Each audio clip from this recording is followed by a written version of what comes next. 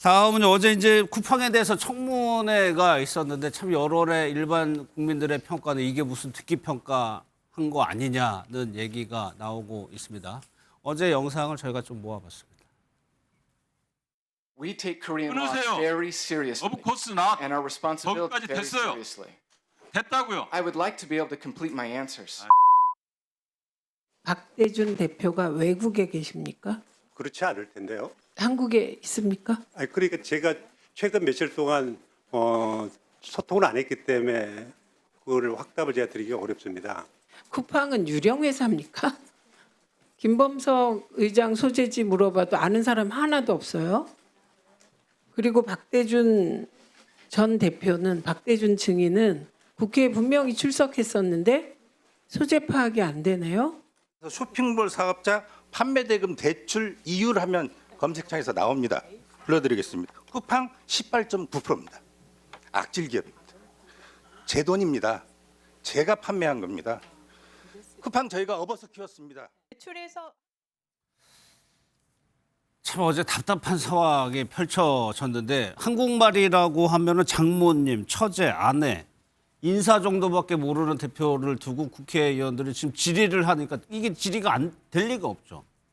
네, 어제 보여준 로저스 대표 쿠팡의 그 준비된 로드맵에 따라서 앵무새 답변하는 것에 국민들이 분통을 터뜨렸던 것 같아요. 네. 주요 내용이 국회를 존중한다. 어떤 질문이든 성심껏 답하겠다. 최선을 다하겠다. 한국어 몰라 통역을 부탁한다. 요 얘기만 계속 반복했죠. 네. 그러다가 중요한 문제에 대해서는 또 태도를 돌변하고 구체적 답변을 합니다. 네. 청문회 출석해서 그 과로사 문제 은폐한 거를 김범석 대표가 하지 않았냐 얘기하니까 심각한 비위로 해고된 임원이 음해한 내용이다라고 이 얘기는 또 구체적으로 합니다. 이것 말고 실제 사건에 대한 문제, 책임에 대한 문제, 그런 문제에 대해서 그 질문할 때는 동문서답을 하고 예. 뭐 그렇게 그 하던 사람이 선택적으로 이렇게 쿠팡에 유리한 대답은 세밀하게 하는 거 보면 예. 아마도 쿠팡이 그동안 이런 그 노동자들 사망 사건에서 은폐하면서 로드맵으로 국민들에게 충격을 줬는데 그 로드맵을 달달달 공부하고 준비해서 쿠팡의 문제를 해결하기보다는 예. 청문회에서 위기를 모면하기 위한 그 Q&A 연습한 대로 그대로 답변한 그런 그 맹탕 청문회가 아니었나 생각이 예. 들어서 더욱더 국민을 공분시키게 하고 있는 것 같습니다. 예, 참 답답했죠. 지금 국회에서 정치권에서 한 번 더 하겠다는 거예요, 청문회? 그렇죠. 근데 한다고 지금 실익이 있을까라는 생각이 그러니까요. 드는데요. 예. 왜냐면 지금 저런 식으로 사실상 그냥 앵무새 같은 답변을 반복하기 위해서 나오고 있는 것이고 저는 답변 중에 가장 인상 깊었던 것 중에 하나가 미국 법령 위반한 건 아니다. 이 얘기를 하더라고요. 그거 강조했죠. 그러니까 본인들은 네. 미국 기업이라는 거예요. 그러니까 본인들은 미국 법령 위반 안 했는데 왜 한국에서 왜 자꾸 우리 불러서 난리치냐 약간 이런 느낌이기 때문에 이거에 대해서 저는 지금 사실 어제 이 로저스 대표가 와서 이 보인 답변 태도나 내용은 한국을 기만한 겁니다. 한국 국민을 아주 우습게 보고 있는 겁니다. 너희들 우리 한국에서 돈 번 거 미국 그 대선 때 우리 후원금도 많이 냈어. 트럼프 대통령이 우리 지켜줄 거야. 우리 함부로 못할 걸. 우리 미국 법령 어긴 거 아니거든. 이런 식으로 지금 얘기를 하고 있는 거기 때문에 저는 최대한 우리 한국 정부가 할 수 있는 최대한의 수단을 동원해서 이들이 한 잘못에 대한 응당의 대가를 치르게 해야 된다. 그래서 응당의 대가를 치르게 된다면 아주 언해피하게 될 거라는 말씀드리고 싶습니다. 예. 그리고 자료 제출 문제도 미국 증권거래위원회인가요? 거기에는 뭐 성실이라는 표현이 맞을지 모르겠는데 제출을 하는 것이 이게 미국에서도 소송이 진행돼요. 근데 배상액이 워낙 차이가 나고 지금 얘기한 것처럼 미국 기업이니 거기에 대해서는 굉장히 좀 성실하게 대답하는 것 같아요. 그래서 미국 정부에서는 굉장히 징벌적 그 과세, 그 징벌적으로 배상하는 문제가 제도화돼 있기 때문에 예. 거기에서는 굉장히 좀 조심해서 아마 미 증권거래위원회에 그 자료를 제출한 걸로 되고요.